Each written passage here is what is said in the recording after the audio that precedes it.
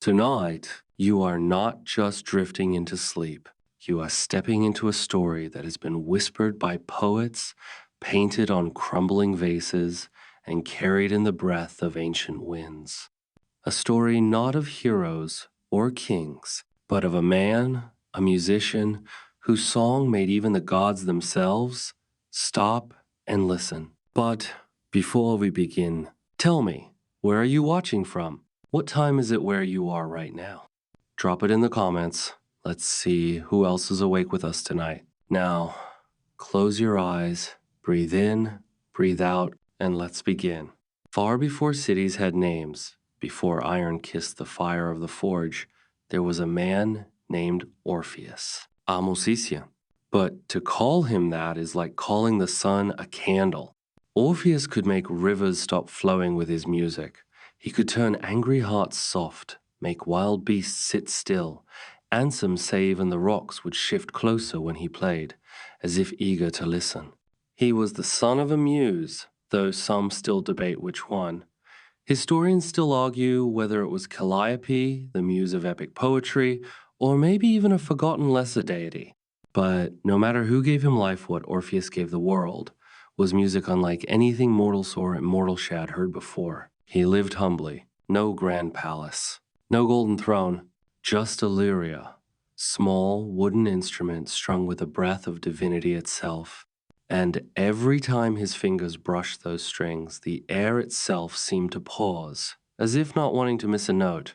Now, in case you're wondering, no, Spotify didn't exist back then. I know, tragic. But if it had, Orpheus would have been top one for eternity, probably with a song called Lament of the Gods or something moodily poetic. But Orpheus didn't play for fame. He played because something deep within him burned too brightly to be contained in silence. And then he met her, Eurydice. Some say she was just a mortal girl, no goddess, no royal blood, nothing extraordinary, except for the way Orpheus looked at her, and the way she listened to him play. The two became inseparable. Their love was soft, unspoken, like the hush of dawn or the way shadows gather at twilight. And for a while, they were happy, truly happy. But of course, this is a Greek myth, and happiness never lingers too long. One day, as Eurydice wandered through a sunlit meadow, a shadow fell across her path. A serpent. In Greek myths, snakes are rarely just snakes. They carry the weight of omen, of change, of endings. The bite was swift, the poison deadly. Eurydice fell, and the earth, greedy and indifferent, took her. All food did not scream. He did not weep. Not at first. Instead, he sat, silent. And then he began to play. The sound that rose from his lyre was not of this world. Even Hades, the cold-hearted ruler of the underworld, felt something stir when that music echoed through the cracks between life and death. Now, just so you know, breaking into the underworld was not something on the average to-do list. There's no polite way to ask, hey, could I just pop down to the realm of the dead just for a minute? My wife, you see bit of a situation. But Orpheus didn't ask. He descended. The rivers of the underworld, like the river Styx whispered as he passed. Cerberus, the three-headed guardian of the gates, the hound whose breath could wither trees, lay down when Orpheus played. Even the Furious, those ancient winged spirits of vengeance, wept when they heard his song. And so, Orpheus stood before Hades and Persephone. Imagine the scene. A dark throne room, a chill in the air thick as fog. The king and queen of the dead silent, their eyes like ancient stone. Orpheus lifted his lyre and played. No words, no pleading, just the raw ache of love, loss, and longing poured into every trembling note. And for the first time in the memory of the underworld, Hades relented. But of course, there was a condition. A cruel, delicate condition. Eurydice would be allowed to return with Orpheus. but only if he walked in front of her, never looking back until they both reached the light of the living world. If just once he looked back, she would be lost forever. And so they began the ascent. Imagine it now, the cold stone beneath their feet, the breathless darkness pressing against their skin. Each step forward, Orpheus could almost hear her footsteps behind him. Almost. But the mind it plays tricks. Doubt is a whisper that grows louder with silence. What if she wasn't really there? What if this was some divine jest, some punishment wrapped in false hope? They say his hands trembled on the strings. They say even his heart faltered. And then, at the very mouth of the cave, with sunlight just inches from his face, he turned. Just a glance. Just for a heartbeat. And she was gone. Eurydice was pulled back silently, gently like a shadow melting into the dark. No screams, no anger, only sorrow. Orpheus stood there, frozen, as the light touched his face. But his heart was empty. Some say he wandered the forests. After that, playing songs so sorrowful that even the stones wept. Some say he refused the company of all others, forever haunted by the memory of her footsteps behind him. And some say, well, even now when the wind is right, you can still hear faint music, drifting softly, as if Orpheus himself is still searching for her. But for now, breathe easy. Let the music fade. Let the story soften into dreams. And when we return, we'll descend into another tale of love, loss, and the dark hearts of the gods. The story does not end where the poets say it ends. Not really, because real love doesn't vanish with death. It lingers in memory, in longing, in the soft spaces between heartbeats where names are whispered in the dark. You are still here listening. The world outside is quieter now, just the faint hum of night, the slow breath of sleep teasing the edge of your mind. But before you drift too far, let's follow Orpheus a little further. When Eurydice vanished, when her shadow was pulled back into the depths of the earth, Orpheus did not cry out. The ancient writers tell us that he stood in silence, his face turned toward the sun he had not seen for days, but his heart remained underground. Now, most mortals would have moved on. Eventually. Time, as they say, softens everything. But Orpheus was not most mortals. His love was the kind that burned through time, and the world felt it. Wherever he walked, flowers wilted. The rivers slowed. Birds stopped singing, as if the air itself refused to carry notes of joy. It's said that he sat for days, weeks on the same rock, his lyre resting in his lap, untouched. Even the strings seemed too fragile for his fingers. And when he finally played again, the sound was so mournful that even the trees leaned closer. Historians still debate whether the myth of Orpheus has roots in a real cult of Mourninga sect in ancient Greece devoted to sacred music, lamentation, and the belief that the soul could travel beyond death. Some archaeological digs have uncovered ancient lyres buried beside offerings of pomegranate, seed symbols of life, death, and return. Orpheus became something more than a man. He became a symbol. But symbols can't feel. And Orpheus still could. He tried, to live again, to play songs that weren't just woven from grief, but every melody circled back to her, to Eurydice, as if the very shape of his fingers could only form chords of loss.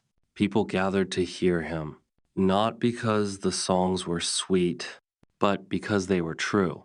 Each note was like a window into the quiet ache of every heart that has ever lost something it could not replace. One day, while wandering the banks of the Hebrus River, Orpheus sat beneath a withered olive tree. The wind that day was strange cool, whispering, as though the world itself was holding its breath. And for the first time, he sang not to the gods, not to the living, but to her. Tu, Eurydice. The words were soft, almost too soft to hear, but the river rippled differently. The air shivered. Even the sky seemed to lean closer. He sang of how her hair had smelled of honey and myrtle, how her laughter could turn a bad day to gold, how the world, without her, felt smaller, colder, quieter. Now, a small detail, but one that always makes this story even stranger. In some ancient versions, they say Eurydice heard him. Somehow, that even beyond death somewhere deep in the underworld, the music found her. A thread of sound thin as breath winding its way through stone, shadow, and silence. And for a moment, just for a moment, her spirit stirred. But no power, no music, no mortal could bring her back twice. The dead, after all, are meant to stay dead. Orpheus, for all his gifts, knew this, but still he sang. Now, here's where the myth takes a darker turn. And if you're still awake, still listening, this part will linger with you. The ancient stories tell us that Orpheus eventually rejected the gods, all of them. He refused to sing their praises, refused to offer prayers. He wandered alone, shunning the temples, the festivals, the grand rituals. What was the point, he thought, of worshiping powers who could steal so much and give so little? And the gods, well, they noticed. Some say it was the Maenads, wild followers of Dionysus, who found him. Women driven into frenzies by ecstatic worship, their eyes wild, their hands hungry for destruction.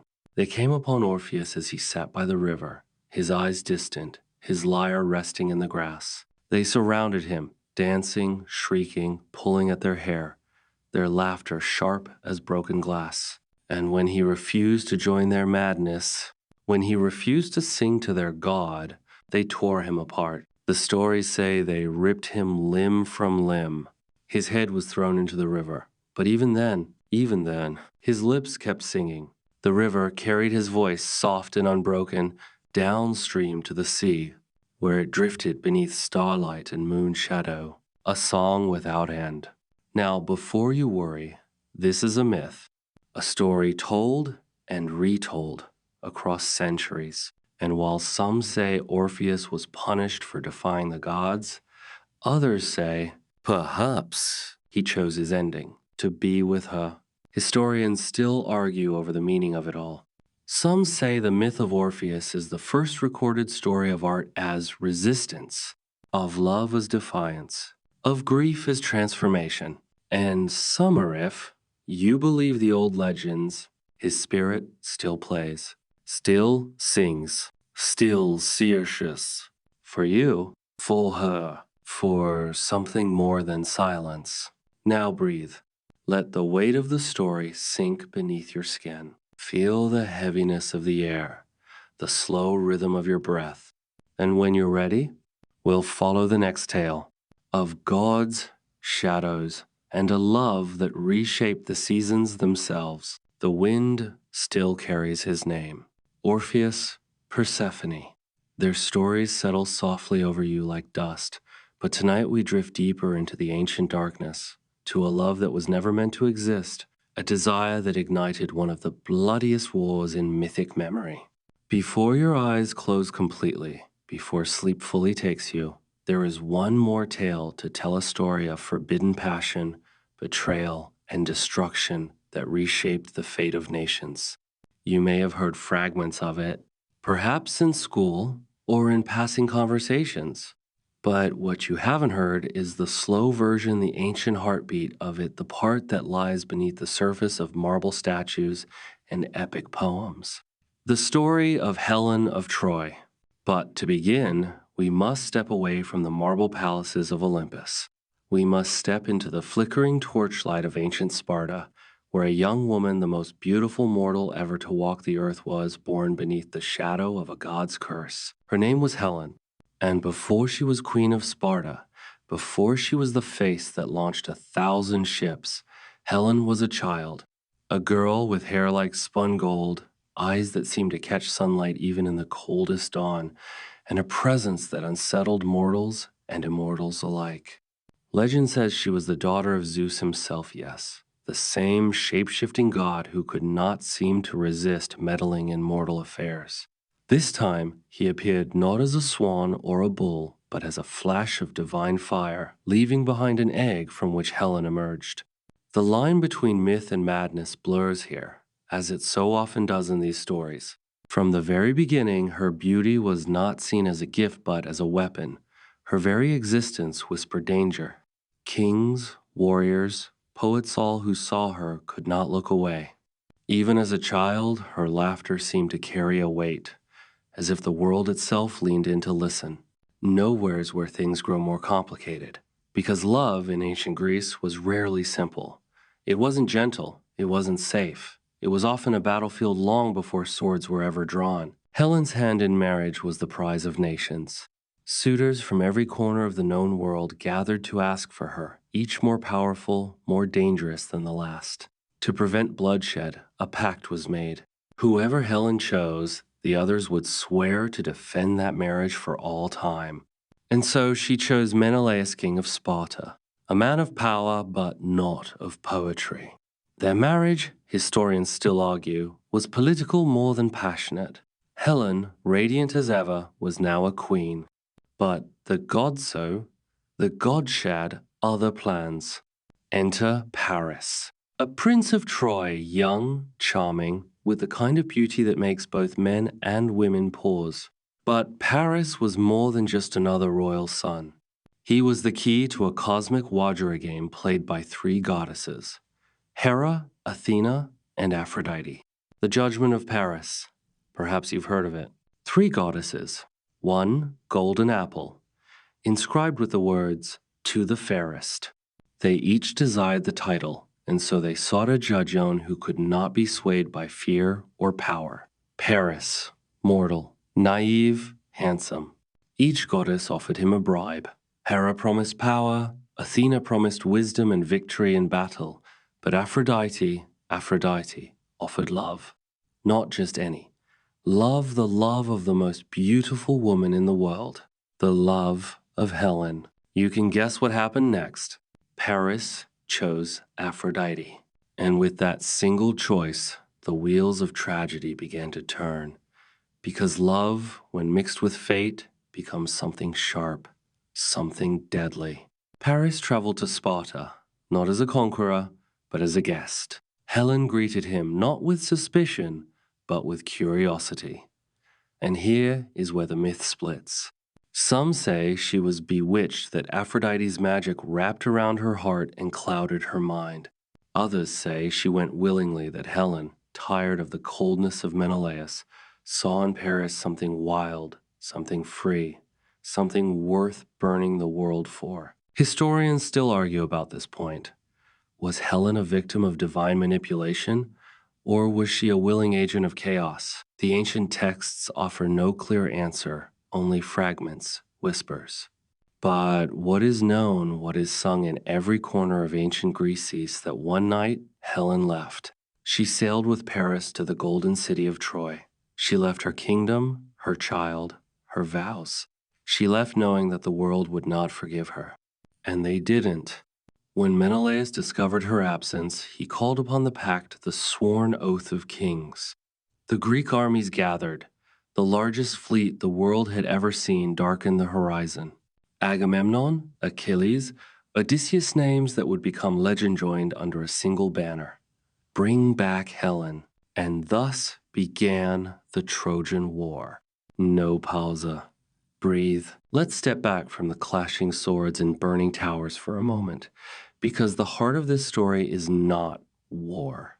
It is longing. It is the cost of desire.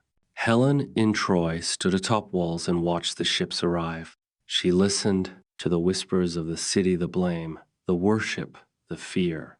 She was loved. She was hated. She was everything and nothing. Even the gods took sides. And here's the detail most people forget. Helen didn't vanish into myth because of beauty alone. She became legend because she survived. The war raged for 10 long years. The blood of heroes soaked the earth, and through it all, Helen endured. When Troy finally fell and the wooden horse spilled its warriors into the city's heart, Helen did not perish. She was brought back to Sparta, to Menelaus, to the life she had once abandoned. Some say he forgave her. Others say he took her back in silence, the weight of war forever between them. And Helen? She lived. She aged. She became a queen remembered not for kindness, but for consequence. Even now, thousands of years later, her name echoes.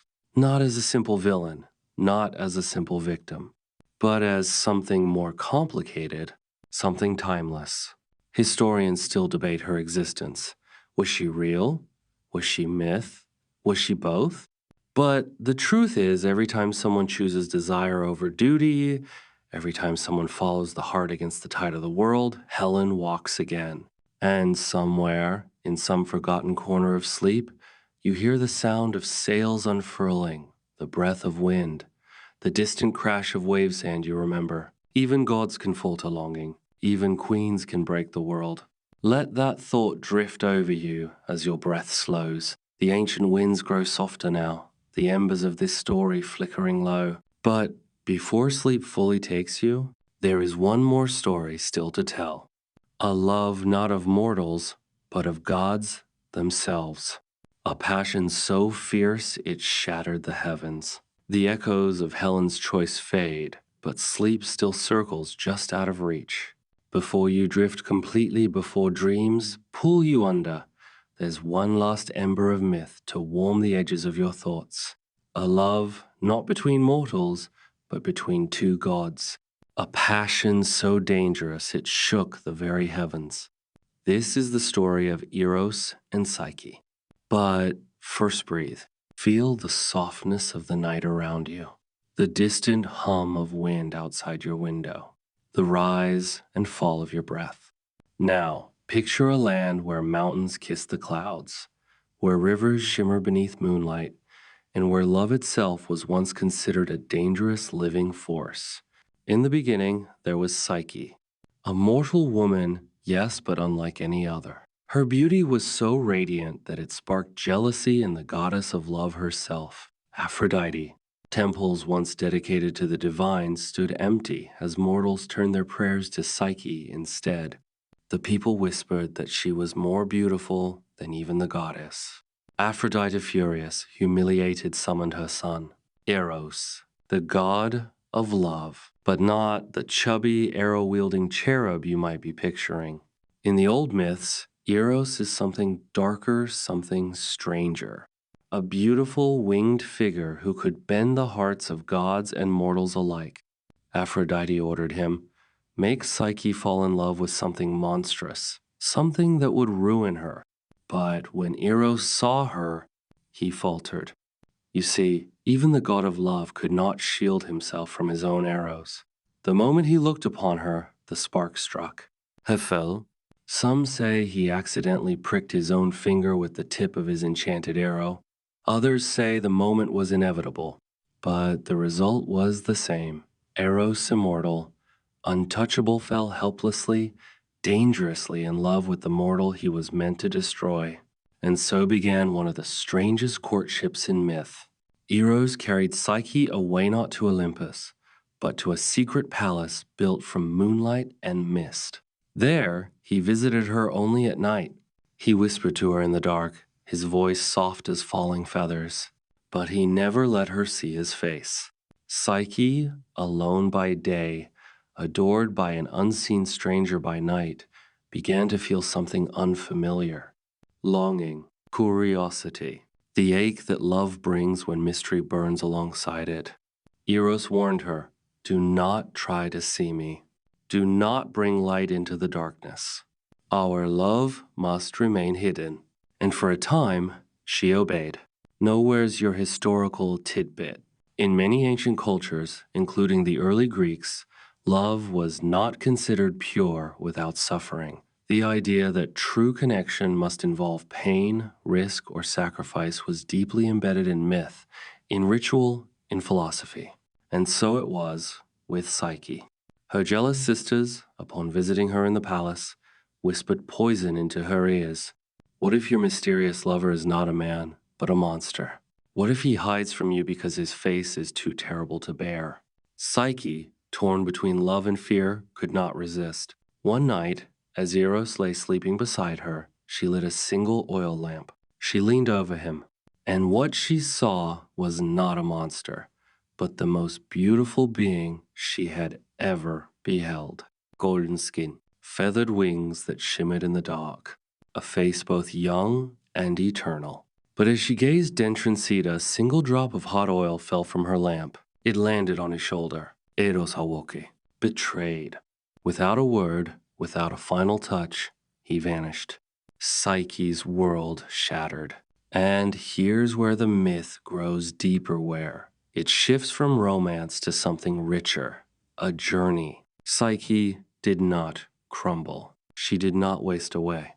She rose. She vowed to find him. And so she set out on an impossible quest, not to win back love through words, but through action.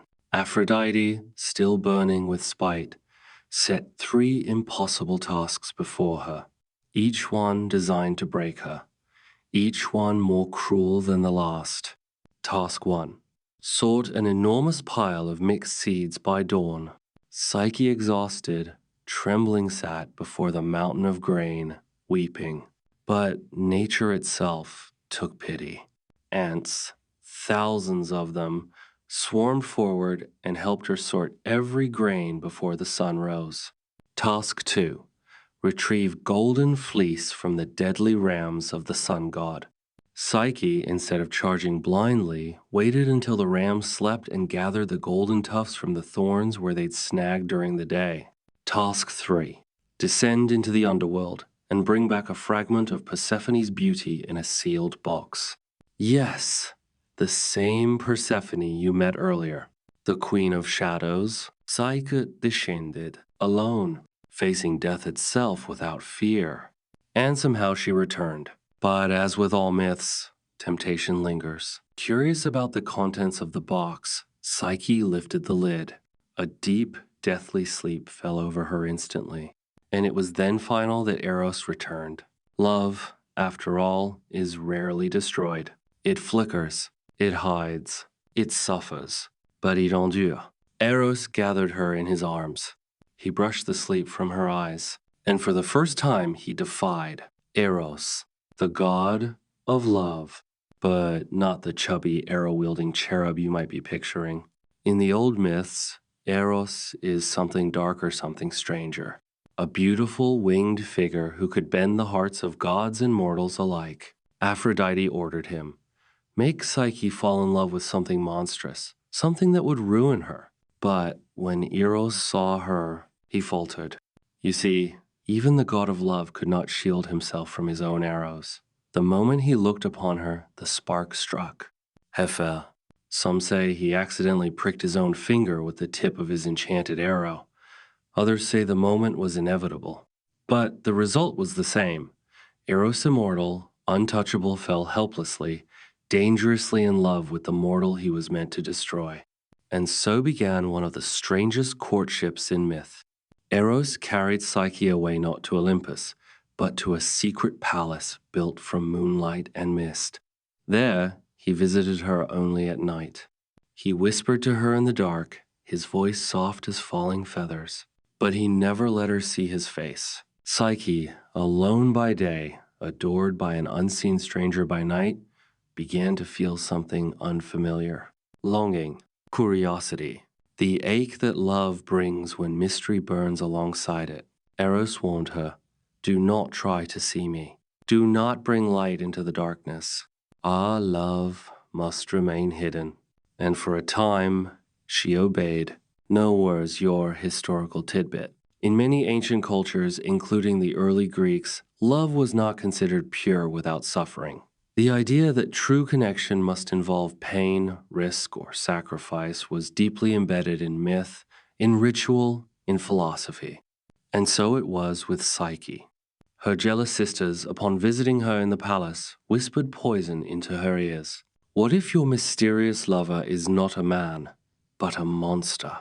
What if he hides from you because his face is too terrible to bear? Psyche, torn between love and fear, could not resist. One night, as Eros lay sleeping beside her, she lit a single oil lamp. She leaned over him. And what she saw was not a monster, but the most beautiful being she had ever beheld. Golden skin, feathered wings that shimmered in the dark, a face both young and eternal. But as she gazed entranced, a single drop of hot oil fell from her lamp. It landed on his shoulder. Eros awoke, betrayed. Without a word, without a final touch, he vanished. Psyche's world shattered. And here's where the myth grows deeper, where it shifts from romance to something richer. A journey. Psyche did not crumble. She did not waste away. She rose. She vowed to find him. And so she set out on an impossible quest not to win back love through words, but through action. Aphrodite, still burning with spite, set 3 impossible tasks before her, each one designed to break her, each one more cruel than the last. Task 1. Sort an enormous pile of mixed seeds by dawn. Psyche, exhausted, trembling, sat before the mountain of grain, weeping. But nature itself took pity. Ants, thousands of them, swarmed forward and helped her sort every grain before the sun rose. Task 2. Retrieve golden fleece from the deadly rams of the sun god.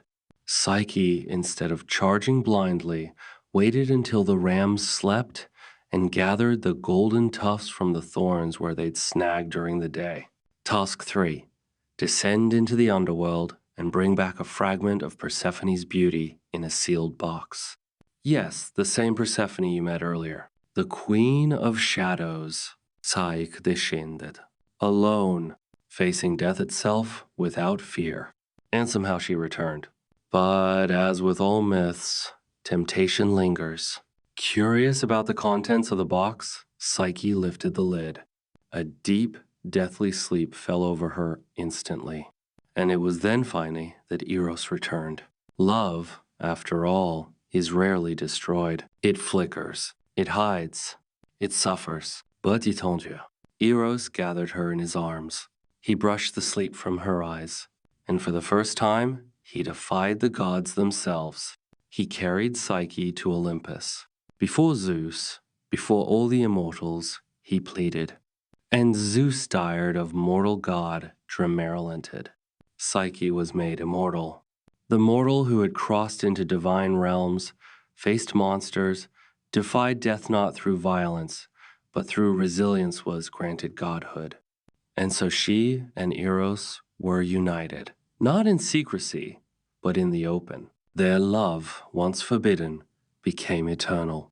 A gentle pause here, because if your eyelids are growing heavier, that's just fine. But notice something. All these stories, Orpheus, Persephone, Helen, Psyche, aren't really about gods.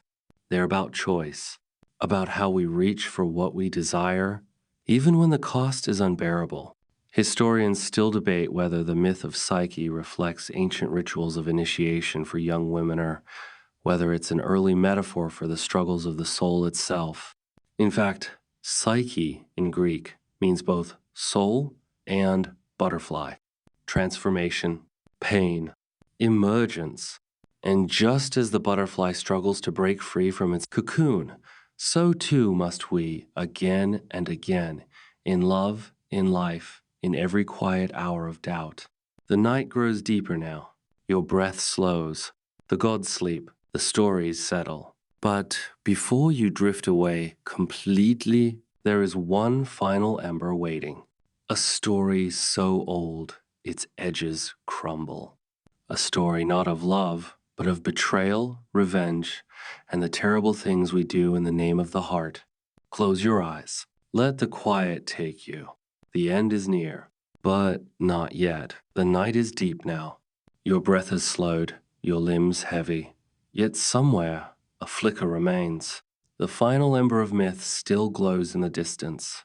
And before sleep fully takes you, there's one last tale-own final descent into ancient memory. A story not of love fulfilled, but of love betrayed.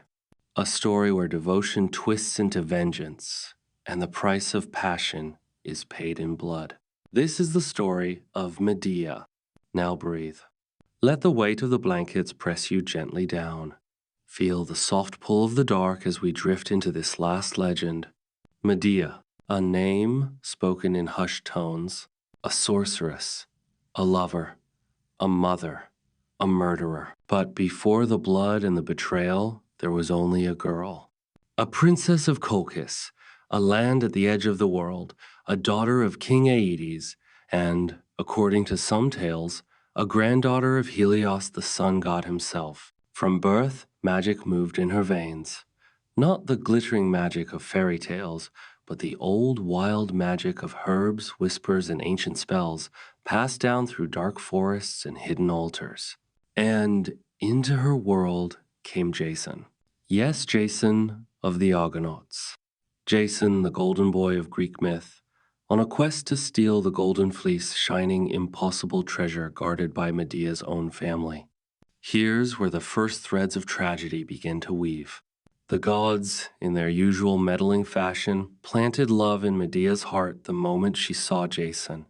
Not gentle affection, not curiosity, a burning, consuming desire. She did not just fall in love. She fell into obsession.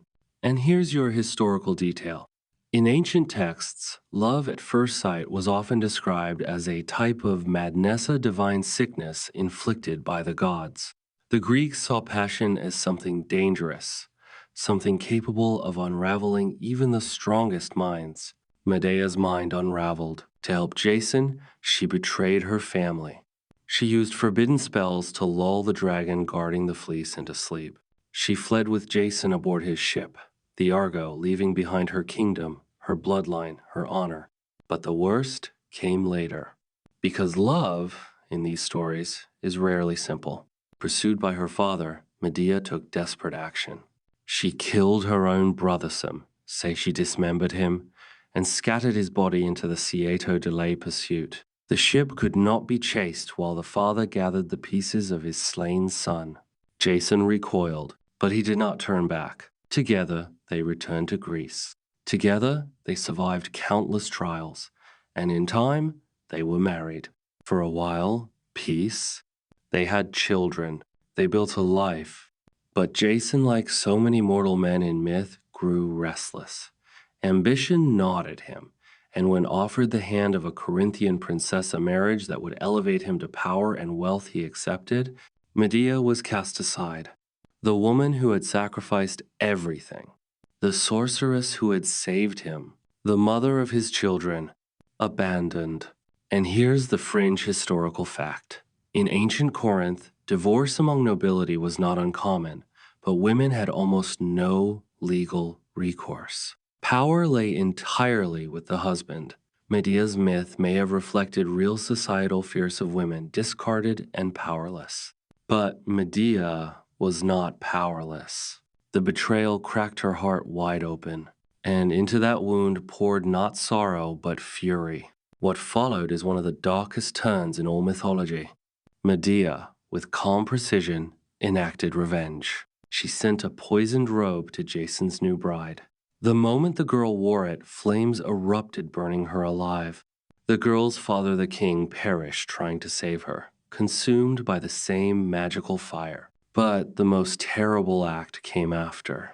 In a decision that has haunted storytelling for thousands of years, Medea killed her own children. Not in rage, not in madness, but in cold, deliberate defiance. I will not let Jason take them, she whispered in some versions. They are mine, and he will have nothing. And then she vanished. In the final breath of the tale, Medea is seen fleeing in a chariot pulled by dragons, untouched, unpunished, her face unreadable. Historians still debate the meaning of this myth. Some see Medea as a symbol of female rage and embodiment of the powerless striking back against betrayal in the only way left to them. Others see her as a warning and ancient cautionary tale about the dangers of unchecked passion, the thin line between love and destruction. Even today, in literature, theater, and philosophy, Medea's name carries weight. She is not easily categorized. Not simply villain. Not simply victim, something in between. something that refuses to be forgotten.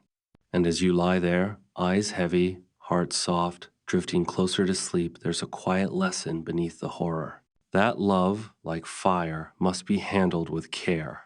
That passion, when twisted by betrayal, can destroy not only others, but oneself. And that sometimes the greatest myths are not those of gods, but of mortals fragile, flawed, and devastatingly human. The night is almost over now. The myths fade.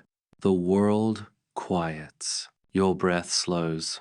And somewhere, in the distance of your mind, Medea walks still, her footsteps soft, her story endless. Let her go. Let the dark take her. And let sleep carry you gently onward. The myths may be fading, but you're still here. Your breath is steady. The night's soft around you, but the stories, they linger. And before sleep finally claims you, there is time for one more ember to glow. Not a tale of gods, not even a tale of mortals who defied them, but a story older than Olympus. A myth so ancient that even the ancients whispered it in half-forgotten fragments. This is the story of Pygmalion and Galatea. And like so many myths, it begins with loneliness. Let yourself drift now, eyes closed, if you haven't already while.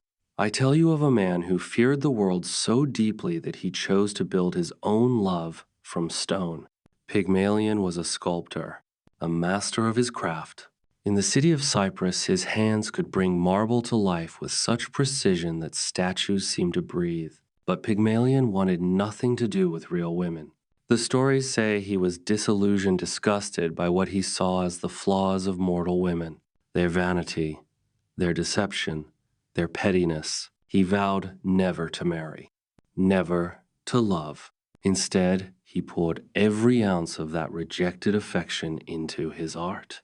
And here's your historical footnote. In ancient Greece, the ideal of perfection, the balance of symmetry, proportion, and beauty was worshipped. Statues weren't just decoration. They were vessels of divine form. Pygmalion's obsession wasn't unusual. The Greeks believed beauty could touch the sacred. So Pygmalion began to sculpt, day after day, night after night, until, finally, from ivory he carved her, a woman so beautiful that no mortal could match her. Her limbs soft, her expression gentle, with the barest trace of a smile like something alive trapped in stillness. And he fell in love. Yes, with his own creation. He dressed her in fine silks. He placed jewels on her cold marble fingers. He whispered to her, brought her gifts, laid flowers at her feet, and somewhere in the shadows of Olympus, a goddess watched. Aphrodite. Perhaps she pitied him. Perhaps she was amused. But on the day of her sacred festival, when Pygmalion offered prayers not for wealth, not for fame, but for a bride like his statue, something shifted. The myth says the statue was still. Then her lips warmed, Heskin softened, and when he kissed her, she breathed. The marble woman opened her eyes. She was alive, and he named her Galatea. No pausa. Because here's where the myth grows quiet. The old stories rarely tell us what happened after. Did Galatea love him in return? Did she dream of the marble days before her breath? Did she weep for the soul she never asked for? No one knows. In art and literature, Pygmalion's myth has been retold for centuries. In Ovid's Metamorphoses, in plays, operas, poems, even in modern films and books. Historians still argue whether it's a story about male control over the female form, about the desire to create the perfect woman, or whether it reflects deeper fears about connection, isolation, and the human hunger to bring life to the lifeless. What's certain is this. Pygmalion's tale is not just about love, it's about longing, the kind of longing that shapes the soul itself. And perhaps you felt it tune quiet nights, in moments between moments, the ache for something just out of reach, something imagined, something perfect. The Greeks, in their wisdom, understood this ache. They gave it a name, pathos, a yearning that can never be fully satisfied. As you lie here, breath slowing, mind softening, you might feel that same gentle ache, a distant memory of something beautiful, something lost. But let it fade. Let the story settle into silence. Let the image of Galatea, her first breath, her uncertain eye sink gently into the dark. Because in the end, no matter how beautiful the sculpture, it is the living heart that matters. The night deepens. The myths unwind. Your body sinks. Your thoughts grow soft. And you are safe. Let go of the statue. Let go of the marble. Let go of the longing. Sleep is near now. And the gods, they too sleep. The night has thickened now. The myths, like embers, glow quietly in the darkness of your mind. Your breathing is calm, your limbs still. But before sleep gathers you completely, there is another story to drift into. Another ancient tale whispered across centuries that speaks of beauty, punishment, and the strange, delicate balance between mortality and the divine. This is the story of Narcissus and Echo. Let your breath soften. Let the stillness wrap around you. As you listen, imagine a quiet forest. Trees stretch tall toward the moon. A clear spring shimmers in the moonlight, its surface smooth as glass. And somewhere, a boy wonder saw boy, unaware that his face, his reflection, will become his curse. Narcissus was beautiful, more beautiful than words could hold. More beautiful, some whispered, than any mortal ought to be. The son of a river god and a nymph, he grew up surrounded by nature's wild splendor. But beauty, true beauty, rarely brings peace. From the moment he could walk, others adored him. Nymphs, mortals, even the gods cast lingering glances. Yet Narcissus cared for none of them. His heart was cold. He shunned every admirer. He believed none were worthy. None could match his perfection. And here's your historical fact. In ancient Greek culture, beauty was a dangerous gift. The Greeks feared hubris, the excessive pride that invites divine punishment. Narcissus, whether knowingly or not, embodied hubris. One day, Echo saw him. Echo, a forest nymph, known not for her beauty, but for her voice. Once she had spoken freely, but after angering Hera, she was cursed. She could only repeat the last words spoken to her, never her own thoughts. Echo fell hopelessly in love with Narcissus the moment she saw him. She followed him silently through the woods, aching to speak, to touch, to be seen. But when finally she revealed herself, all she could do was echo his words. "Who's there?" he asked. "There," she whispered. "Come to me," he teased. "To me?" she breathed. And when she stepped forward, trembling, hands reaching, he laughed. He rejected her, cruelly, coldly. Echo fled, her heart shattered, her voice the only thing left of her. And in the old tales, she faded until nothing remained but whispers on the wind. But the story does not end there. Narcissus, still proud, still untouched by love, wandered deeper into the forest until he found a clear pool. Its surface, perfectly still, reflected the sky, the trees, and his own face. And for the first time, he saw himself. He gazed, and could not look away. The myth says he fell in love with his own reflection. He could not eat, could not sleep. He leaned over the pool for hours, days, unable to break the spell of his own beauty. The gods watched. Some pitied him, some mocked him, but none intervened.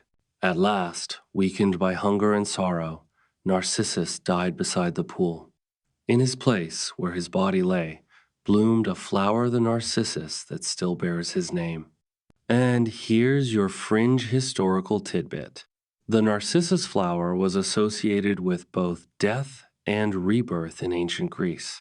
It appeared in funeral rites and symbolized the boundary between life and afterlife. Historians still debate the meaning behind this myth. Was it a warning against vanity? a meditation on self-obsession, or simply a reflection of the human tendency to seek ourselves in everything we love. One phrase echoes through time: know thyself. Perhaps Narcissus knew himself too well, or not at all. As you rest now, let the image fade: the still water, the pale flower, the silent forest. And notice the quiet in your own mind. Let it stretch. Let it soften. Sleep is near. The stories have carried you far. But there is still more if you wish. Still deeper dreams to wander. For now, close your eyes. Breathe. Drift. Dionysus, who could not bear his refusal to sing for them. In other versions, he simply faded into obscurity, a shadow of the man he once was, until death claimed him at last. And yet, the myth says that when Orpheus died, his lyre was placed among the stars, a constellation, a song that never ends. Even now, on clear nights, you can trace its shape in the sky's silent memory of music, of love, of loss. And here's your quirky tidbit. The ancient Greeks truly believed that constellations were the final resting places of great heroes and tragic figures. The stars above were more than distant lights. They were stories etched into eternity. Historians still debate the true message of Orpheus and Eurydice. Some call it a myth of trust. Others see it as a warning against obsession. And others still view it as the ultimate reminder that some things, once lost, cannot be regained. But maybe it's all of those things. Or maybe it's none. What matters now is the quiet, the stillness, the breath that rises and falls. Let the image fade, the soft music, the shadowed path, the final glance. Let it go. As you rest, imagine that somewhere above, in the night sky, Orpheus's lyre still sings without sound, a melody without words, without sorrow. And you, safe, quiet, drifting, can let it carry you towards sleep. The myths fade. Your breath deepens, and all is still. The night has deepened even further. Your body is weightless, your breath soft and steady, and the flickering echoes of ancient stories still glow in the quiet corners of your mind. But before sleep claims you fully, there is yet another tale-own last descent into myth before you drift completely into dreams. This is the story of Pygmalion and Galatea, a story not of gods and monsters this time, but of art, longing, and the strange power of belief. Close your eyes. Picture it: a small island in the middle of the glittering Aegean Sea, white sand, gentle waves, the sun painting the world gold. And somewhere on this island alone in his workshop lived a sculptor named Pygmalion. Pygmalion was no ordinary man. His hands could bring marble to life. His eyes saw beauty where others saw only stone. But he had grown disillusioned with the world, with people, with love itself. He believed that no woman, no mortal companion could ever match the perfection he imagined in his mind. And so he withdrew. He poured his heart into his art instead. And here's your historical anchor. The Greeks held sculptors in the highest esteem, considering them nearly divine. To shape marble into human form was to imitate the gods themselves who, according to myth, shaped mankind from clay. Day after day, Pygmalion worked in solitude. He chipped away at stone, searching for something no one else could see. He carved not just a statue, but an idean, impossible vision of flawless beauty. And then one day, he created her. A woman of ivory. Her face gentle, her limbs soft as silk despite the cold stone. She seemed alive even as she stood motionless. He named her Galatea. But something strange happened. Pygmalion found he could not look away. He spoke to her. He dressed her in fine silks. He placed jewels around her neck.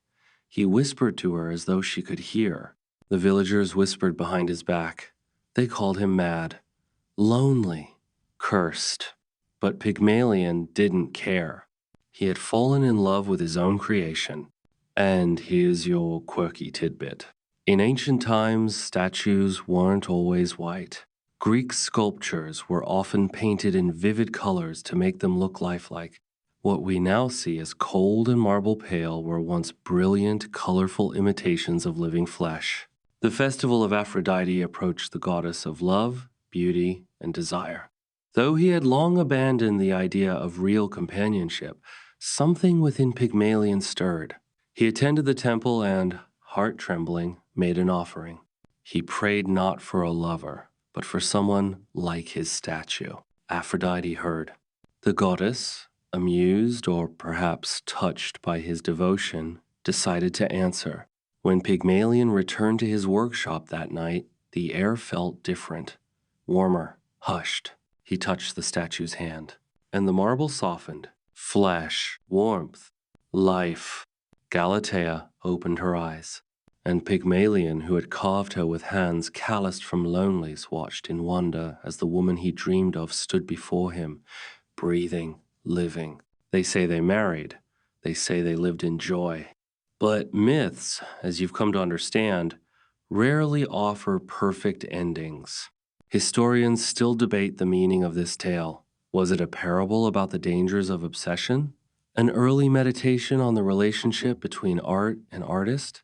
Or perhaps something deeper, the human desire to create, to love, to bring to life what exists only in imagination? And perhaps you've felt that too. The longing to shape your world into something softer, something better. The quiet ache of loneliness, the spark of creation, the stubborn belief that maybe, just maybe, something beautiful can still be born from your hands. Even now, as you lie still, the idea lingers. The Greeks believed that love itself was divine magic, a force capable of transforming stone to flesh, despair to hope, emptiness to joy. And here's another curious fact. The story of Pygmalion inspired countless retellings across centuries, from medieval poems to modern plays, including the famous My Fair Lady, all rooted in this ancient myth of transformation. Some versions whisper that Galatea always remained slightly other, that she carried within her the memory of stone, that she moved through the world with grace but also distance as if she knew she was never entirely real. Others say their love endured, that they had children, that they built temples in gratitude to Aphrodite. Historians still argue whether this myth reflects male desire to control or simply the universal hunger for connection. As for you here, now let the images soften. The quiet workshop, the warm touch of marble transformed, the soft breath of a statue come to life. Let it all fade. Breathe. Still. And in this stillness, notice how the stories have worked their quiet magic on you too. How your heartbeat is slowed, how your breath has deepened, how the edge of sleep brushes softly at the edges of your thoughts. There is time still. More myths too. The night deepens still, and your breath has grown soft, steady, rhythmic. The myths, the ancient whispers of a world long gone, continue to drift through the shadows of your mind. Tonight, there is time for another story. One last ember before your thoughts dissolve completely into sleep. This is the story of Pygmalion and Galatea, tale of creation, obsession, and the strange power of love to awaken what once was cold and lifeless. Let your breathing slow. Picture a distant island, cypress bathed in golden sunlight. The air smells of salt and roses. And within this land lived a sculptor named Pygmalion. Pygmalion was no ordinary artist. His hands could carve stone into forms so delicate, so lifelike, that people swore his statues breathed. Yet, despite his talent, he found no joy in the company of mortals. He looked upon women of his time and saw only imperfection, vanity, falsehood. And so he withdrew into his workshop, into marble, into silence. Here is your historical anchor. In ancient Greek society, artisans held a unique position. Though not of noble birth, their skill commanded respect. For it was believed that creativity was a spark gifted by the gods. Pygmalion poured his heart, his loneliness, his unspoken longing into his masterpiece, a statue of a woman. Not just any woman, the perfect woman, her eyes soft but unseeing, her lips parted slightly, as if she might speak, her form graceful, poised, and utterly still. He named her Galatea. Day after day, he worked, and when the sculpture was done, something shifted in him. He adorned her with jewels, draped her in silk, whispered to her, loved her. But she was stone, cold, silent. Here's your quirky tidbit. Some versions of the myth suggest that Pygmalion so deeply believed in his creation's beauty that he convinced himself she could one day live an early echo of what psychologists now call the Pygmalion effect, where belief shapes reality. Lonely, heartsick, Pygmalion visited the temple of Aphrodite, the goddess of love.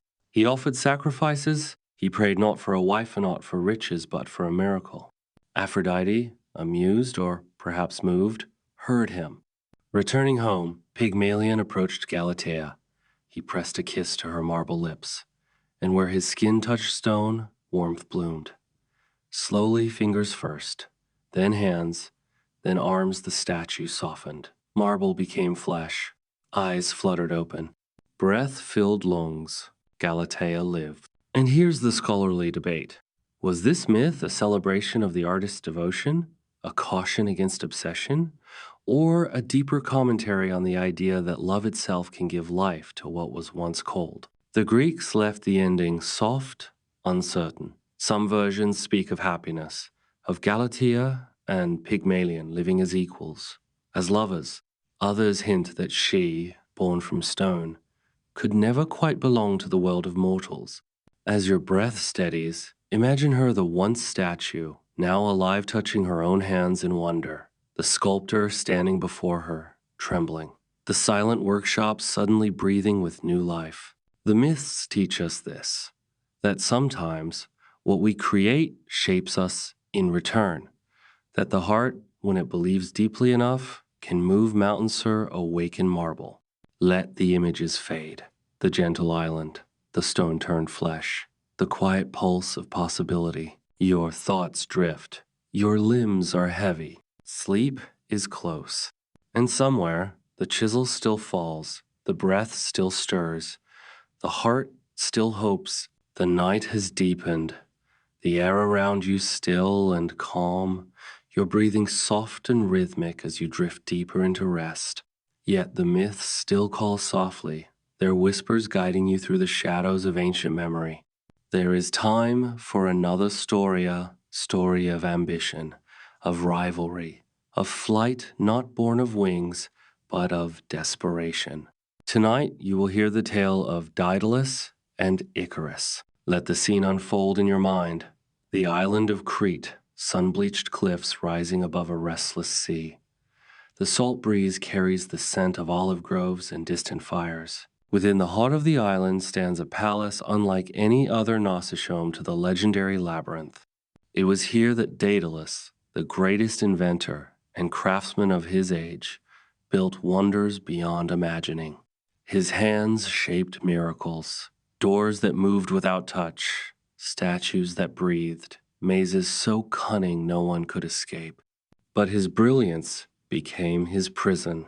For when Daedalus helped Queen Pasiphae fulfill her impossible desirous story for another Nai that earned the wrath of King Minos, Daedalus and his young son Icarus were locked away in a tower, trapped on an island with no escape by land or sea. Here's your historical anchor. In ancient Greek culture, inventors and artists were celebrated but also feared. Creativity was seen as dangerously close to hubris, the sin of challenging the gods. Daedalus personified this double-edged gift, a man whose genius could both uplift and destroy. In that high tower, Daedalus refused to surrender. He watched the gulls wheel in the skies above. He studied the shape of their wings, the way the wind carried them. And in his restless mind, an idea was born. If man could not escape by land or sea, then he would escape by air. For weeks, he worked in secret, binding feathers together with wax, crafting 2 pairs of wings sewn for himself, one for Icarus. And so, the day came. The sun rose over the wine-dark sea. The wind whispered through the olive trees, and Daedalus strapped the wings to his back. He turned to Icarus young, bright-eyed, restless with excitement, and offered his most important instruction. Fly too low, and the sea will drown you. Fly too high, and the sun will melt your wings.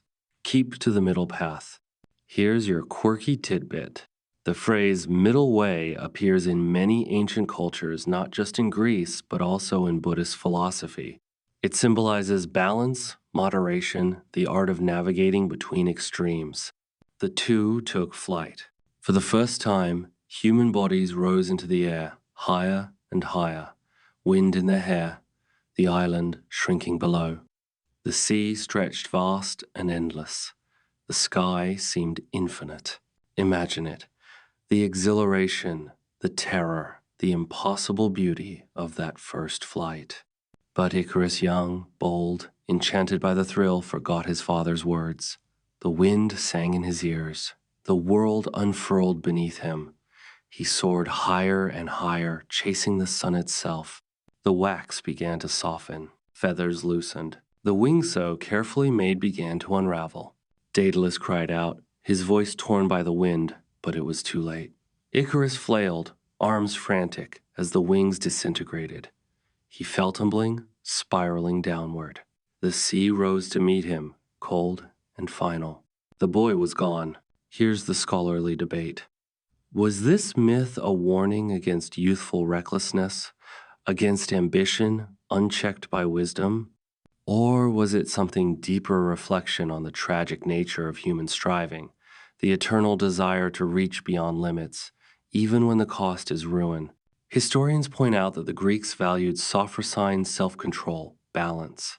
Icarus, in his daring, defied this core value, and the myth may have served as both caution and lament. Daedalus descended slowly, grief anchoring his limbs.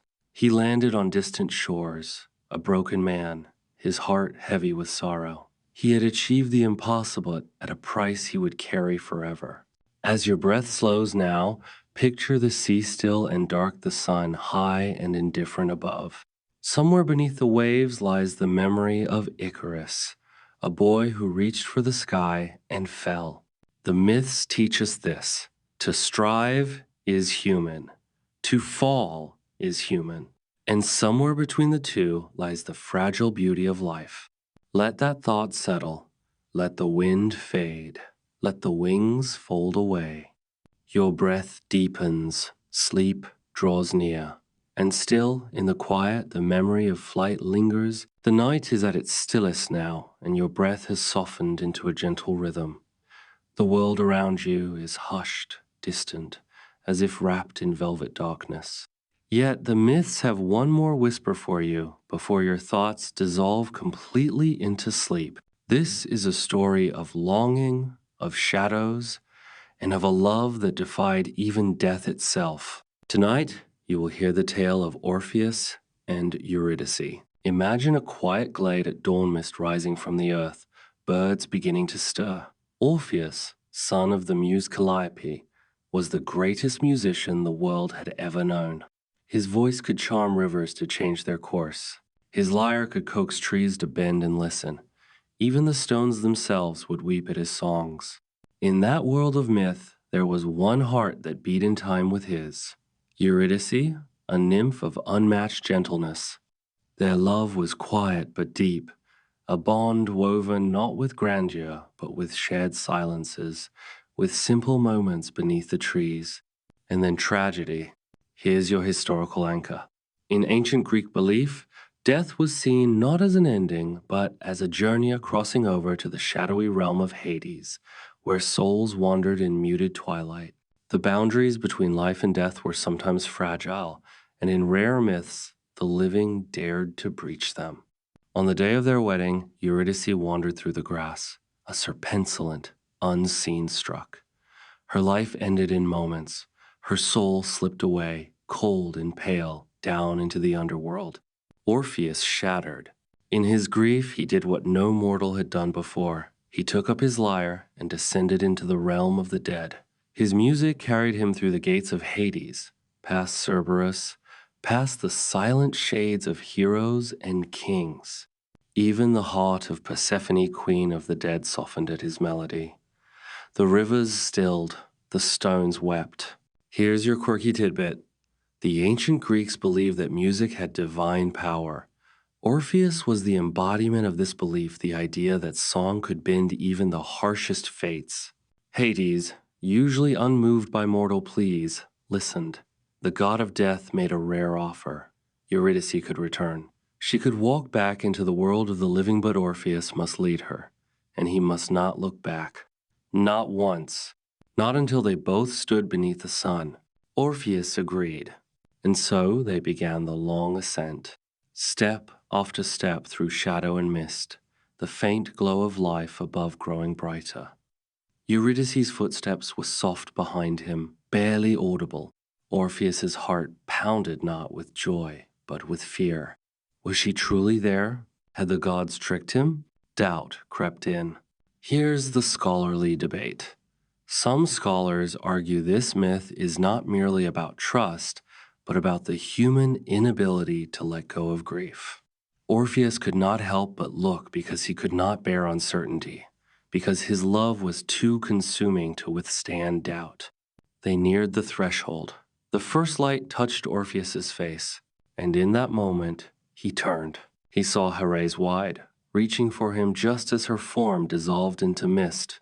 Her final word, his name, echoed as she vanished, lost forever. Orpheus fell to his knees. He returned alone to the world above, carrying only the memory of what might have been. Here's your second quirky note. In later versions, Orpheus's grief led him to renounce all human love, devoting himself solely to music. Some say he invented the lament, the mournful song that touches the heart's deepest sorrow. The myths remind us, some losses cannot be undone. Some journeys, once begun, have no return.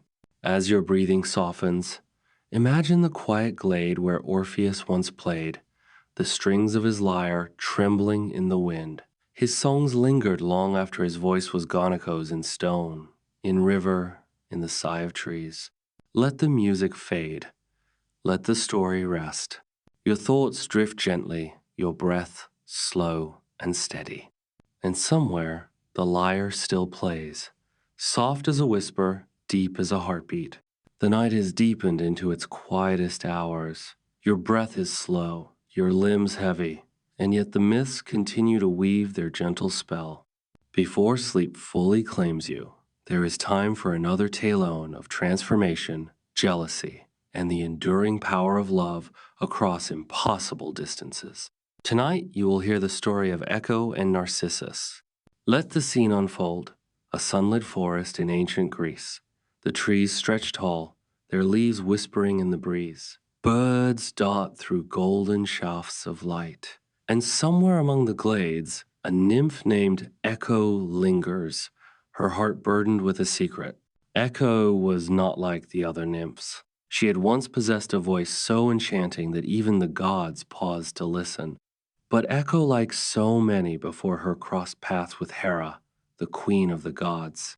Hera, ever jealous, ever watchful, punished Echo, not with silence, but with repetition. Echo could speak only the last words spoken to her, never her own, never first. Here's your historical anchor. The Greeks often used myths to explain natural phenomena. Echo's story was an ancient attempt to give meaning to the way sound reverberates in mountains and cavish her voice, forever bouncing back. Lonely and voiceless, Echo wandered the woods until the day she saw him, Narcissus, a boy of such beauty that the world seemed to pause in his presence. His hair gold as wheat, his eyes the color of a winter sky. Yet, for all his outer beauty, Narcissus harbored only pride, cold and sharp. Echo followed him, unable to speak her heart, unable to reveal herself fully. When at last she emerged, she could only repeat his final words. "Who's there?" he called. "There," she whispered. He pushed her away, and so her heart broke. Echo faded, her body vanishing into the wind, leaving behind only her voice, forever calling, forever answering. Here's your quirky tidbit. The word narcissism comes directly from this myth used today to describe extreme self-love or vanity. The Greeks, through story, captured this very human flaw long before psychology gave it a name. But Narcissus's fate was not kinder. One day, by a still, glossy pool, he glimpsed his reflection unaware that it was his own. The face staring back enchanted him. He knelt, transfixed. He could not eat, could not sleep. He could only gaze at the perfect beauty that mirrored his every move. And he fell in love with himself. Here's the scholarly debate. Was this myth truly about vanity?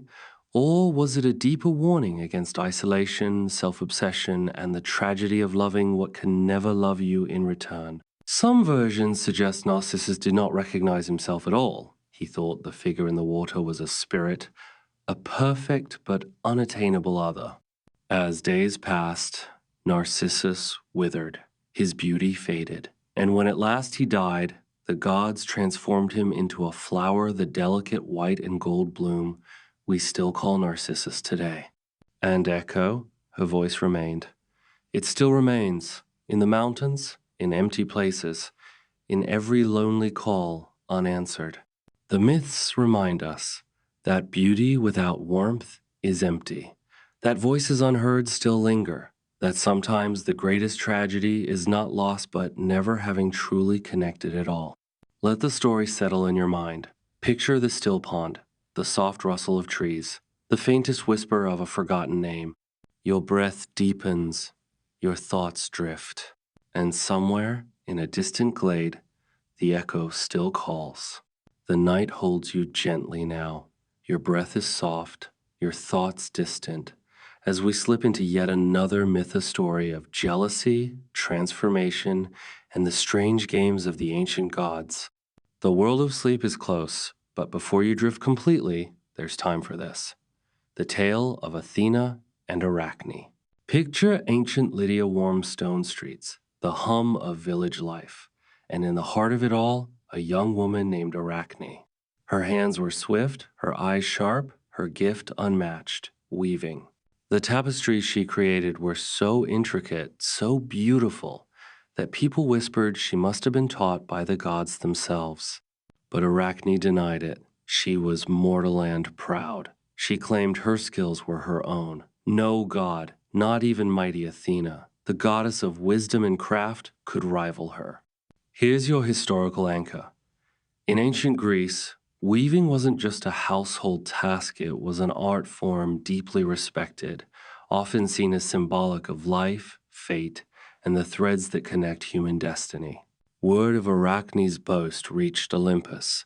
Athena, both intrigued and offended, descended to Lydia disguised as an old woman. She warned the girl, "Give thanks to the gods, honor them. No mortal surpasses the divine." But Arachne would not yield. So Athena revealed herself, radiant and terrible, and challenged the young weaver to a contest. Side by side, they worked threads shimmering like sunlight, shadows, fire. Athena wove the glory of the gods, Poseidon raising waves, Zeus hurling lightning, the Olympians in their majesty. But Arachnibold, brilliant, foolish, wove something else entirely. Her tapestry depicted the gods' mistakes, their cruelty, their deceit, their endless hunger for power. Here's your quirky tidbit. Some scholars believe the myth of Arachne reflected real-world tensions between religious orthodoxy and artistic freedom, an ancient warning about the dangers of challenging authority through art. When the tapestries were done, the villagers gasped. Arachne's work was flawless, perhaps even more beautiful than Athena's, but it was her choice of subject that sealed her fate. Athena, in a Raginot of jealousy, but of wounded pride tore the offending tapestry apart. She did not strike Arachne. Instead, she offered a different punishment: transformation. Arachne's fingers curled, her limbs shrank, her body twisted. She became the first spider condemned to weave forever, spinning thread without end, a living lesson carved into nature itself. Historians still debate the heart of this myth. Was it a tale of divine punishment? Of the dangers of hubris? Or perhaps, hidden within, a quiet respect? That even the gods could be challenged by mortal hands, and that art once created cannot be unmade. As your breath slows, imagine Arachne still silent, spinning ancient. Her web shimmers in morning dew, each strand a memory of defiance, of talent, of pride. The myths remind us that skill can be both a gift and a danger, that every creation tells a story, whether the world approves or not. Let the threads drift through your thoughts. Let the loom fall silent. And somewhere, in shadowed corners, the spider weaves on. The hours have grown still. Your breath is slow, your mind weightless, carried by the soft pull of ancient stories. There is time yet for another mythone spun from pride, punishment, and a longing for immortality. This is the tale of Niobe, Queen of Thebes. Imagine golden sunlight over the hills of ancient Lydia. A palace stands atop a rise, its marble gleaming. Within its halls walks Niobe, daughter of Tantalus, queen in her own right, radiant, powerful, and proud. Niobe's heart, you see, was full of beauty, full of wealth, full of children, 14 of them, or in some tellings, 12. Sons and daughters, each more radiant than the last. The people of Thebes praised her, bowed before her, sang her name. And yet, it was not enough. Here's your historical anchor. In ancient Greek culture, the line between piety and pride was thin. The gods demanded reverence, and to place oneself above the divine even in jest was to invite ruin. Niobe saw the city gathered to honor Lato, the quiet goddess who, despite hardship, had given birth to Apollo and Artemis. Niobe scoffed. Why, she asked aloud, should they worship Leto, who bore only 2 children, when she, Niobe, had borne many more? Let them honor me, she said. I am the greater mother. Word carried, and the gods do not forget slights. Leto, silent and solemn, sent her children. Apollo, with his silver bow. Artemis, with her moonlit arrows. The twins descended not in anger, but with the cold inevitability of fate. One by one, Niobe's children fell struck down without mercy. Sons, daughters, laughter stilled mid-breath. Some versions say one child was spared, others say none. Here's your quirky tidbit. The story of Niobe was so well known in the ancient world that even in Roman times her name was shorthand for excessive pridea living metaphor for those who flew too close to divine fire. Niobe's heart shattered. Her cries rang across the hills, wild with grief. She fled o' Mount Sipylus, in what is now Turkey, her feet bleeding, her hands clawing at the sky. She begged the gods for release from her sorrow, and they granted it. She was transformed, her flesh hardened, her hair froze, her tears turned to rivers. Niobe became stone, a mountainside with the faintest outline of a woman's form. And still, from the rock, water trickles her tears, unending, carved into earth and legend. Here's the scholarly debate. Was Niobe's story a warning against arrogance, a meditation on maternal grief, or perhaps something deeper, the idea that some sorrows are so vast they can only be contained by nature itself? As your breathing softens, imagine her still etched into the mountainside, forever weeping, her pride gone, her heart preserved only as memory. The myths teach us that words have weight, that the gods, whether real or symbolic, demand humility, and that some wounds do not fade but become part of the very land we walk upon. Let the image settle, the cold stone, the silent mountain, the endless tears. Your limbs grow heavy, sleep is near, and somewhere, beneath moonlight, the stone still weeps. The quiet deepens, the night cradles you softly, and your breath has become the rhythm of still waters. Yet there is time for another myth story woven from sorrow, desire, and the thin line between life and death. This is the tale of Orpheus and Eurydice. Picture the soft haze of dawn over ancient Thrace. In this land of forests and rivers lived Orpheus, a poet, a musician, a man whose voice and lyre could tame wild beasts and charm the stones themselves. It is said the gods paused to listen when he played, that rivers stilled their currents and birds froze mid-flight. Orpheus was content until the day he met Eurydice. Here's your historical anchor. In Greek thought, music was not mere entertainment, it was sacred, a bridge between the mortal and the divine, a force capable of stirring the very fabric of the universe. Orpheus and Eurydice fell in love, sudden and complete. They married beneath sunlit skies, garlands of laurel in their hair, the air fragrant with myrtle and roses. But happiness in myth is often brief. While walking alone, Eurydice was bitten by a serpent. She died before help could reach her. Orpheus's world shattered, his music darkened, his heart a lyre without strings. But grief, when powerful enough, does not obey the rules of life and death. Orpheus resolved to descend alive into the underworld to bring her back. Here's your quirky tidbit. Orpheus's journey to the underworld made him one of the few mortals ever said to cross into Hades and return, a feat echoed in later legends and even early Christian symbolism. Through caverns of shadow he walked, past the river Styx, the judgment halls, the iron gates. His music led the way notes that softened the Furies, lulled Cerberus to stillness, and finally reached Hades and Persephone themselves. The rulers of the dead, moved by the beauty of his sorrow, agreed. Eurydice could return. But on one condition, Orpheus must walk ahead, and he must not look back at her until they reached the surface. And so he led her through the winding paths of darkness, his heart thundering with hope and terror. He could not hear her footsteps. He could not see her face. Only the pull of love kept him moving.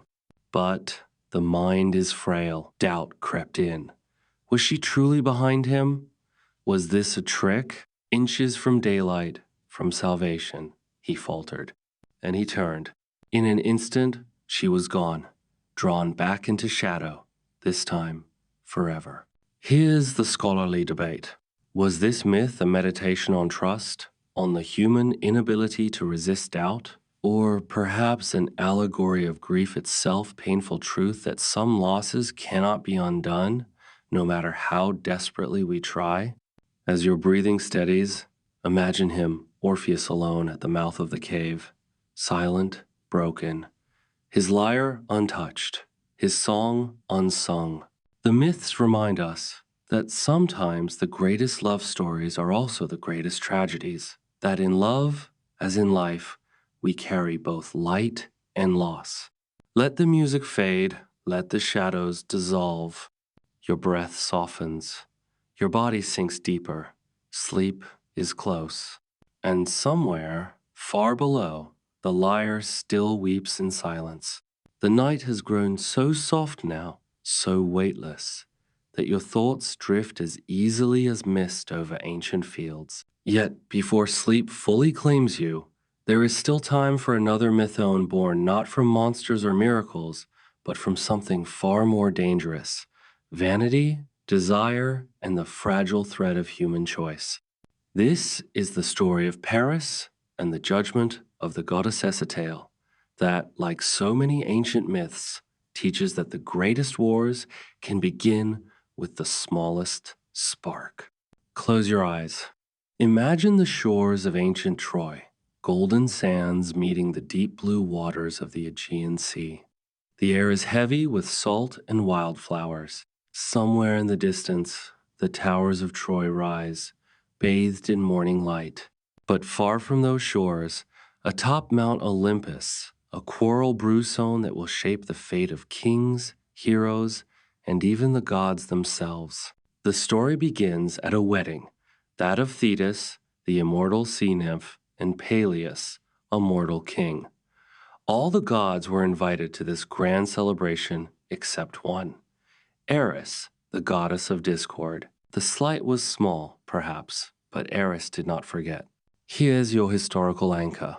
In ancient Greek culture, every social slight, every overlooked invitation carried immense weight. To dishonor even a minor deity was to risk catastrophe. The Greeks believed that harmony and balance a cosmos had to be constantly maintained, or the chaos of Eris would break through. And so she did. Uninvited, Eris arrived any stealthy, silent, her eyes glittering with malice. From beneath her cloak, she produced a single golden apple. 3 words gleamed upon it, etched in celestial script. To the fairest. She tossed the apple into the center of the feast and vanished. And with that, the seeds of disaster were sown. The 3 most powerful goddesses in Olympus Shera, queen of the gods, Athena, goddess of wisdom and war, and Aphrodite, goddess of love and beauty, each laid claim to the apple. Each believed herself the fairest, and none would yield. Unable to choose between them, Zeus, father of gods, king of the sky, refused to judge. Instead, he passed the burden to a mortal man. Paris, the young prince of Troy, handsome, thoughtful, but not yet wise. Here's your quirky tidbit. The Judgment of Paris became one of the most famous artistic motifs in Western art, symbolizing impossible choices no matter who Paris chose. Insult and anger would follow. And so, on a quiet hillside, the 3 goddesses appeared before Paris. Each sought to sway him. Each offered him a gift.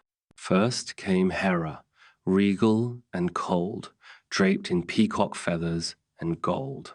She promised him dominion, king of kings, ruler of the known world, with power unmatched by any mortal or god. Then Athena, wise and fierce, eyes sharp as polished bronze, offered him something subtler. Victory in battle, glory immortalized, wisdom beyond measure. The mind of a philosopher and the strength of a warrior. Finally, Aphrodite stepped forward. Her voice was soft as silk, her beauty so radiant the air itself seemed to tremble. She offered him not power, not wisdom but love. The heart of Helen of Sparta, the most beautiful woman alive, would be his. Paris, still young, still ruled by passion rather than prudence, chose desire. He gave the golden apple to Aphrodite. Here's your scholarly debate. Some historians see this myth as a reflection of the Greek anxiety about choice and consequence. Was Paris's decision driven by youthful folly? Or was it Fatamora guiding his hand, the gods merely playing their roles in a cosmic drama beyond mortal control? The outcome, of course, was tragic. Helen, bound by the will of the gods, left her husband Menelaus and sailed to Troy with Paris. The kings of Greece, enraged, gathered their armies, and thus began the Trojan War. A conflict of 10 years, countless deaths, and the eventual fall of Troy itself. But for now, let's pause a not on the battlefield, not amid burning walls, but on that single moment, the hillside, the golden apple, the impossible choice. The myths teach us that every choice, no matter how small, creates ripples, that even the whims of the heart can shape nations, topple kingdoms, and etch stories into eternity. As your breath slows, imagine Paris standing alone, the apple's weight in his palm, destiny whispering at the edges of his mind.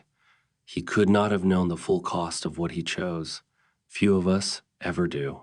Your limbs grow heavier, sleep draws close, and somewhere perhaps in a forgotten corner of Olympus, the 3 goddesses still watch, still waiting, still weaving the fragile threads of fate. The night has grown nearly silent now. Your breath is soft, steady. The myths, these ancient, whispered stories, have become gentle companions, guiding you toward the edge of dreams. But before sleep fully takes you, there is time for one last Thalia story, not of kings or gods, but of loss, endurance, and the echo of sorrow that lingers even in legend. This is the story of Orpheus and Eurydice, the doomed lovers of ancient Greece. Let your mind drift. Imagine moonlight silvering the surface of a still river. Trees line the shore, shadows soft, air heavy with the scent of myrtle and wild roses. Somewhere nearby, a lyre strums softly music so beautiful it makes the stars themselves seem to pause. That music belongs to Orpheus, the greatest musician the world had ever known. His voice could charm rivers, soften stones, and bring wild beasts to stillness. Yet, his heart belonged to only one, Eurydice, a nymph of radiant beauty and gentle soul. Their love was simple, pure, but in myth, such love rarely ends gently. Here's your historical anchor.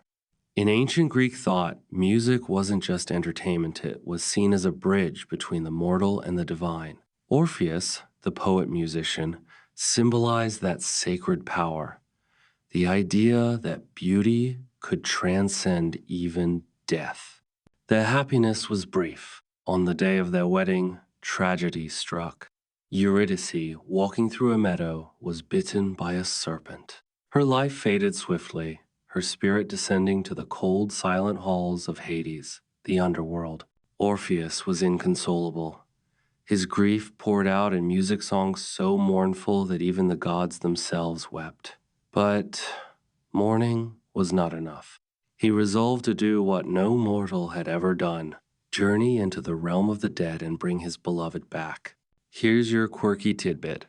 The myth of Orpheus inspired some of the earliest known mystery religions rituals that promise secret knowledge about life, death, and the soul's journey beyond. And so, lyre in hand, Orpheus descended. Through darkness, past rivers of flame, across the Styx, the boundary between life and death. He played as he walked melodies so haunting that the furious, those cruel guardians of punishment, set aside their whips. He stood at last before Hades and Persephone King and Queen of the underworld. He sang not of conquest, not of power, but of love, of loss, of the fragile threads that tie hearts together across time, across realms. Even the stone-hearted king was moved. A rare mercy was granted. Orpheus could lead Eurydice back to the world of the living. But on one condition, he must walk ahead, and he must not look back until they both stood in the light. Historians still debate the core of this myth. Was it a tale of faith trusting in what cannot be seen? Or was it a meditation on human weakness, the inability to resist doubt, fear, or temptation? Orpheus began the ascent. Step by step, darkness gave way to gray. His heart pounded. He heard her footsteps behind him, soft, almost weightless. But fear crept in. Was she truly there? Had Hades tricked him? At the very edge, just as sunlight touched the earth, Orpheus turned. For a breath, he saw her. Her eyes met his. But it was too soon. Eurydice faded, pulled back into the shadows, her hand slipping from his forever. Orpheus screamed. But no music, no plea could undo what had been done. He returned to the world alone. His lyre fell silent. Some say he wandered the earth, singing only of loss, until death finally took him. Others say his music became the wind itself, a song that still drifts across rivers, forests, and fields. The myths teach us this, that love is powerful, but so too is fear. That sometimes the hardest journey is not through darkness, but through doubt. Your breath slows, your body softens, sleep is near, and somewhere beneath moonlight, beside a quiet stream, the faint notes of a lyre still linger.